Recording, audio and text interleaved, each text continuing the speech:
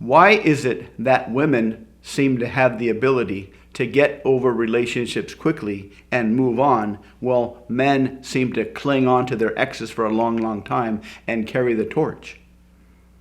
This seems to be a general pattern of behavior. And anytime we see a general pattern of behavior, we can look to evolutionary psychology for the answer, because most of our actions are driven by our instincts. And our instincts evolved in an environment that was much, much different than today. So if we look back to our hunter-gatherer origins and kind of figure out what our instincts were, or which instincts would best help us survive back then, we can understand what our instincts are and see how they're helping us or hurting us today. That way we can understand and manage our instincts to give us a better chance of living a good life. So what was it about our ancient hunter-gatherer environment that made women evolve an ability to get over a relationship quickly and men not so much? Well, think about it from an energy standpoint. We can imagine a woman with some kids and a husband, a cave guy, cave woman, cave kids. And the guy is killed while he's hunting. And we can imagine two different types of women under this scenario. They lost their husband unexpectedly. One woman carries the torch. She refuses to move on. Well, if a woman carried the torch for her dead husband and she refused to move on, she would probably starve, because now she has nobody that's going to feed her. On the other hand, if you have a woman that got over him quickly and found a replacement quickly, she would survive. Her kids would get fed. So it was a definite evolutionary benefit to be able to get over an ex quickly and find a replacement to feed her kids. Now what about guys? Same scenario, cave guy, cave wife, cave kids. She dies unexpectedly. And so the dude now has two kids. If he were the type that would get over her quickly, then he might find another cave wife and ditch the kids, and they would die and not pass on his genes. On the other hand, suppose he didn't get over her quickly. Imagine he carried the torch for life. He nurtured his heartbreak for life, and he saw her in his kids. That would make him much more likely to take care of the kids, because he would see their mom in the kids. And so this would be evolutionarily beneficial for dudes to not be able to get over a breakup or the loss of an ex. And so that's why we are the way we are today.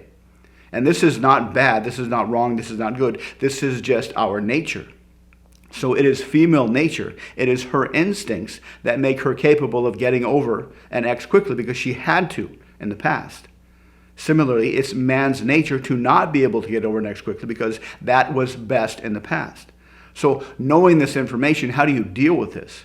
Well, first, just accept that this is part of human nature. It's not good, it's not bad. It's just the way things are. It's just the way people are. It's the way human nature is. You can't fight with the way things are, so just accept it.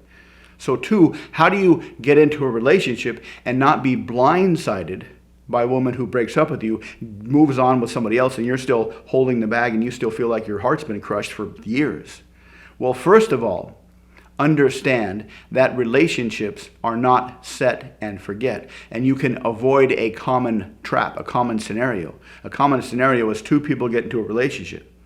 They just kind of slide into it. They agree it's a good thing to be committed, so they get into a relationship. It feels fantastic at first, but then it kind of slides into autopilot mode. And as it slides into autopilot mode, the man and the woman have two different responses to that autopilot mode. The man's response to autopilot mode is, well, it's good. We're just going to run on autopilot and I don't have to worry about it. I'm in a relationship that's cool. It's going to last my entire life. But the woman starts to feel like the relationship's over because it's on autopilot mode. They don't talk anymore. They don't have sex as often as they do, or they used to, or they don't have it anymore. And so she starts to suspect subconsciously that the relationship is over. And that triggers her instinct that says, find a replacement. Because that's what her instincts wants her to do, to find a replacement. And so she does that. She branch swings to somebody else. The guy gets blindsided, and it's a tragedy for the dude. But for her, it's no big deal. But this is her instinct. There's nothing she can do about this. This is what her programming does. It's very, very hard to overcome your instincts. So how do you avoid this? How do you keep this from happening? Well, the first step is just to understand this dynamic, that autopilot mode can lead to this common outcome of her finding somebody else while the relationship is still going on. So don't allow this to happen. See relationships as organic things that need constant maintenance. It takes a lot of effort to get a healthy body with a six-pack. It takes a lot of effort to keep a healthy body with a six-pack. Treat relationships the same way. It takes a lot of effort to get a healthy relationship. It takes a lot of effort to keep a healthy relationship. Another thing you can do is qualify ruthlessly. Make sure she doesn't have too high of a body count, because if she has a high body count, that is an indication that whenever there's any kind of trouble in a relationship, she bails out and finds a new one, which means she doesn't have a history of solving relationship problems. She doesn't have a history of maintaining a strong relationship. And you definitely want a woman who has a history or a social circle or a family history of maintaining a strong relationship. So check her social circle, check her friends, make sure you understand the dynamics of her family. You want a girl who is going to work with you to maintain the integrity and the health of the relationship.